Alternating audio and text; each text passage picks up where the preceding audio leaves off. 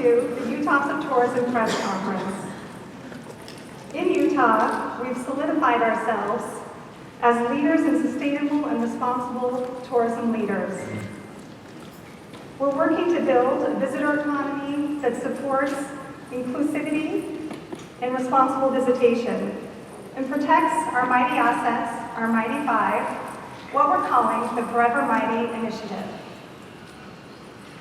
Forever Mighty is a position, an ethic, and something we're working towards to welcome visitors from all over the world in an inclusive and way to help them to visit Utah responsibly and to help our community partners to create a perpetual and sustainable visitor economy. With rising visitation and awareness of all the splendor and unique experiences that Utah has to offer, it's more important than ever to protect our treasured places, communities, and cultures. It all starts by educating visitors and residents, by increasing awareness, visitation, and education all together as one. With this, we can create an economy while protecting our natural wonders and our people and places for generations to come. 70% of Utah's land is public land, either state or federal. That's a huge swath of Utah. This video is highlighting the Ashley National Forest area, which is in the Flaming Gorge, which is near the Flaming Gorge Recreation Area. The Ashley National Forest encompasses about 1.4 million acres and is part of northeastern Utah and an area in southwestern Wyoming. Video in partnership with an organization, a nonprofit called More Than Just Forests. And based on an analysis by Google of every travel and ad on YouTube in 2021, this was the top performing destination video of all destination videos. That's pretty powerful to have amongst all of the destination videos on YouTube, this video performing the best. But even more than that, as you can see from our stunning red rocks to our national forests here, to our burgeoning urban centers, it's more important than ever that we work on being forever mighty.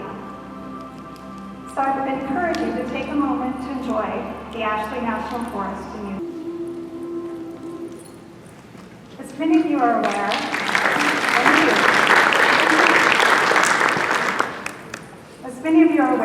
we were one of the few destinations that remained constant and present during COVID.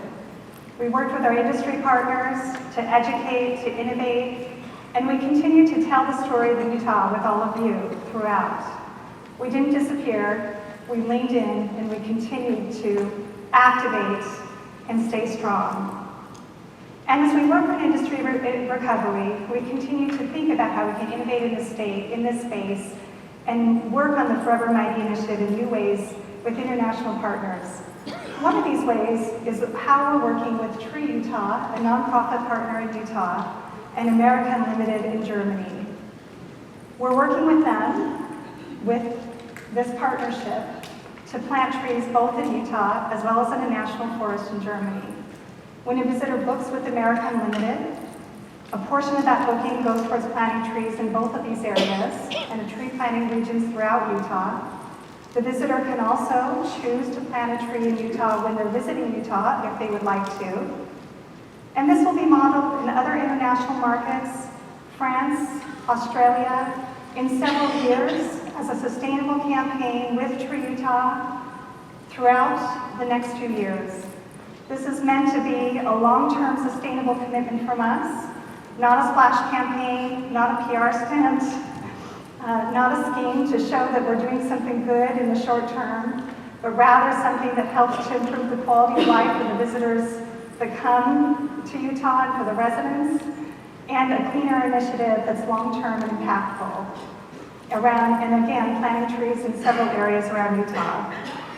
We continue to innovate and work in this space. We continue to think about ways that we can work with our industry partners in collaborative ways, just as we are here with America Unlimited, and to tell the story about Utah with all of you, and to bring you to Utah to tell that story. So thank you for joining us in discovering our Forever Mighty journey. And with that, I'll turn it over to Taylor Hartman.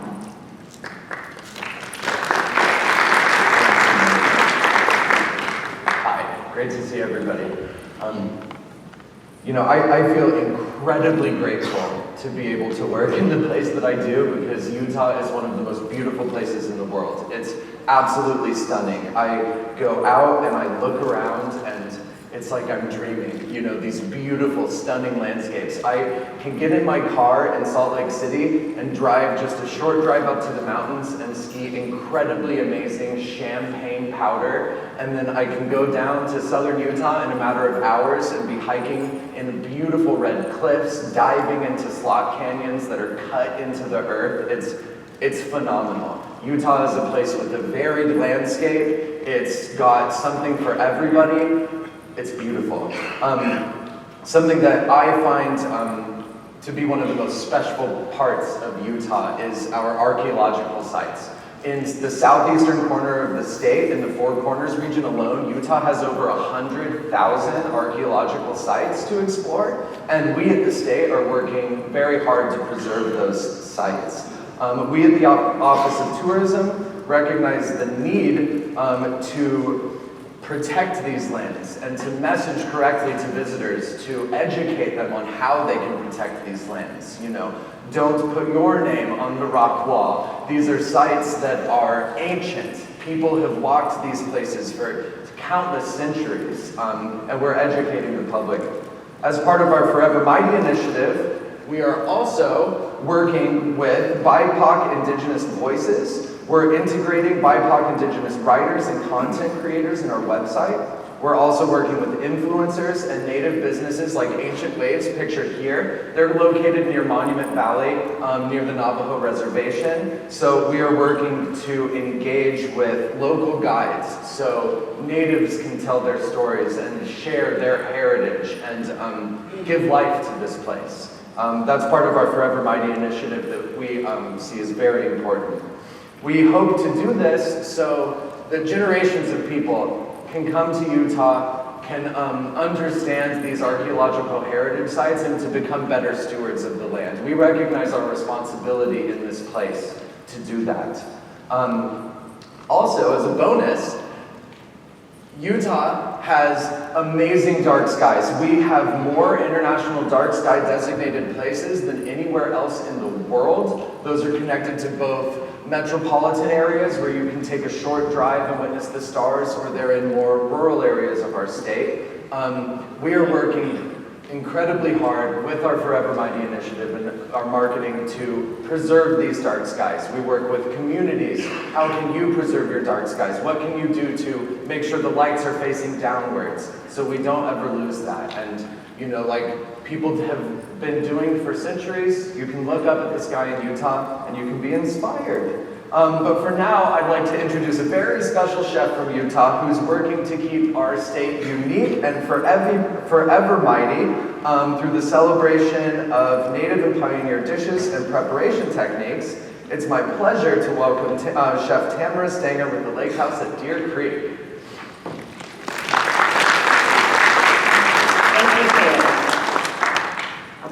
My name is Tamara Stanger. I am the executive chef of the Lake House at Deer Creek in Beaver City, Utah. So the Lake House is located 12 miles from Sundance and 23 miles from Park City. So it's very close to prime spots if you want to go dine somewhere else. Why would you? Or shopping, recreation, and hotels. The Lake House is unique because it sits directly on the edge of the water, as you can see. It overlooks the Wasatch Back and Mount Nogus. The area is also home to unique wild foods. The restaurant's open year-round, so it's ideal for both winter and summer sports. At the Lake House, my menu is built on what I like to call Utah heritage cuisine. I coined this phrase because I feel like Utah does have a distinctive taste and culture. This is the food that I grew up cooking. This is the food that I ate, and I feel like our state has so much more to offer than green jello and Mormon funeral potatoes. We have an incredible agriculture industry that stems from early pioneers that settled in Utah. It consists of heirloom wheat and barley, orchards of fruit and nuts, Honey, we are the beehive state, and many varieties of vegetables. Beyond produce, 69% of Utah's agriculture is livestock. Our dairy is incredible. We produce some of the best artisanal cheeses in the country, and they can be tasted on location of the dairy farms. So here I'm at Beaver Valley Artisanal Cheese. The farmer is so proud to show off his cows and calves, and he'll explain the types of grains he feeds them and the variety of cow that he does to produce the flavorful milk. They produce all the cheese on site. They do tours, they let you pet the calves. It's pretty incredible. If you ever go to Beaver, I definitely recommend going to this farm. When I think of Utah heritage cuisine, I think of agriculture and the cultural history of the state. But more importantly, I think of the oldest culture here, the indigenous culture. We cannot look at the history of food without giving reverence to those who were here first. Utah is home to many native tribes. Interesting enough, many of these ancestors were fishermen. The bountiful lakes and rivers of the state once provided so much abundance of food that most of the communities here depended on this as the sustaining base of nourishment. Depending on where hunting and foraging occurred, ingredients also included wild game such as bison, venison, elk, bighorn sheep, turkey, rabbit, and pheasant, or foraged foods such as snails, berries, nuts, onions, and root vegetables. This is a short list of a very long list of Utah foods. Presently, ancient varieties of heirloom corn, beans, and squash are being grown on indigenous land in all four corner states. These ingredients are so valuable because they are grown using a method called dry farming. This consists of using the seasonal rains to germinate the seed and letting nature do its course. One of these farms I work closely with is Ramona Farms. Ramona is responsible for bringing back ancient varieties of corn and beans that they were lost forever. And she had found these and she brought them back. Another aspect of Utah heritage food that has been greatly overlooked, and that is immigration and trade. The Pacific Railroads connect in Promontory, Utah, just 23 miles from Deer Creek Reservoir. Railroad construction brought 20,000 Chinese immigrants to the United States, and Western food is heavily influenced by their culture. Many people do not know that Asian farmers once made up almost all of the workforce for farming in western and southwestern states. Latin cuisine can also be found dominantly throughout early American food in the West, primarily because of long-distance trading from Mesoamerica. When I look through old pioneer cookbooks, I find that many of these recipes have a subtle Mexican flair. I have a version of one of these on my menu. It's called Mom's Chicana. And it's very, very Utah, but it resembles Mexican food. And these are all foods that I grew up eating, and they influence the cuisine I do now. Let's see. So I was raised in Utah in a small town called Mammoth. At one time, it was a very large, booming mining town. In fact, this area, it was known as Tintic Mining District. It had one of the biggest populations in Utah, but a fire pretty much wiped out everything. So today, Mammoth is a ghost town. It is unincorporated and has no piped-in water. This is my mom and my daughter. My mom still lives there, and she hauls water every day in the back of her truck. Although Mammoth has no services, one of the coolest aspects is it also has no light pollution. I remember sitting outside at night and being fascinated that I could see every star in the sky, and there were times I could see multiple shooting stars all through the night. There was also no noise pollution. We could hear the deer come into our yard at night, eating on our plants we did not want them to eat on. We could hear coyotes and owls in the distance. There's something very primitive about the way we lived, but it was very humbling.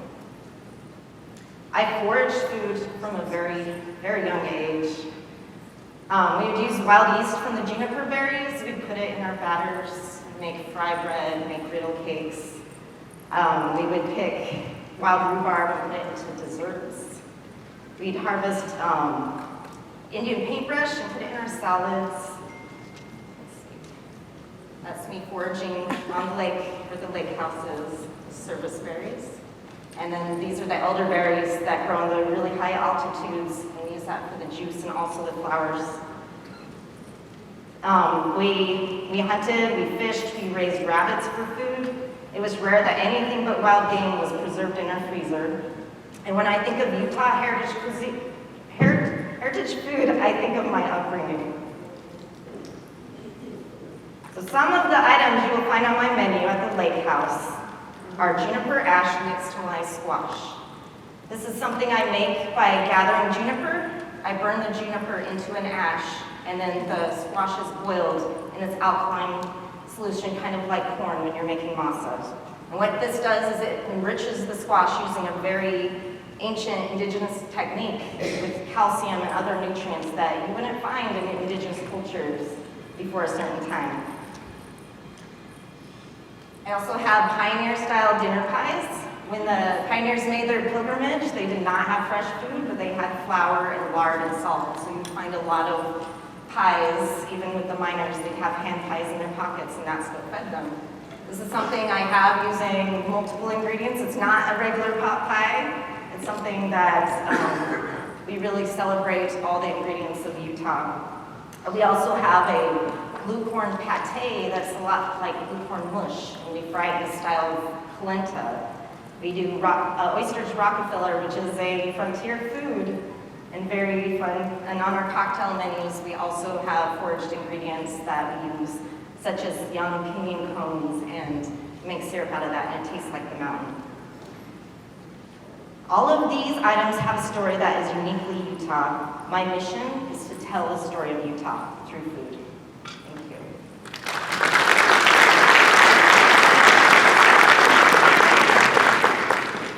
Thanks, Tamara. Utah's past and present traditions and our lifestyle are attracting Utahns such as Tamara to return home, as well as new residents of all diversities to move to the state, making Utah the fastest growing state in the nation right now. As a destination that plans for our forever, we want to make sure that this growth is managed sustainably. And one of the ways that we're doing that is by building an airport that has the capacity and the efficiencies that are relative to the size of Salt Lake City and our traveler needs. So the Salt Lake City International Airport is currently going through a $4.5 billion rebuild. So not a renovation, not an expansion, an entirely new build. Phase 1 actually opened during the pandemic in 2020, adding 6 gates, and Phase 2 will open in fall of 2023 with an additional 22 gates. And the final phase is scheduled to complete in 2024, and we'll have a total of over 90 gates to serve up to 34 million passengers. Utah currently has the most connectivity we've ever had to Europe, and this summer we will be welcoming 3 new airlines. Spirit Airlines is the first domestic carrier to bring its operations to the new Salt Lake City International Airport.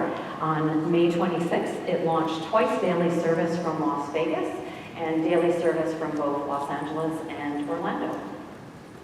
Also in May, Eurowings Discover, which is a subsidiary of Lufthansa, began their nonstop service from Frankfurt, Germany to Salt Lake City. They're flying 3 times a week until October on a 283-seat Airbus A330. And just last week, Air Canada landed a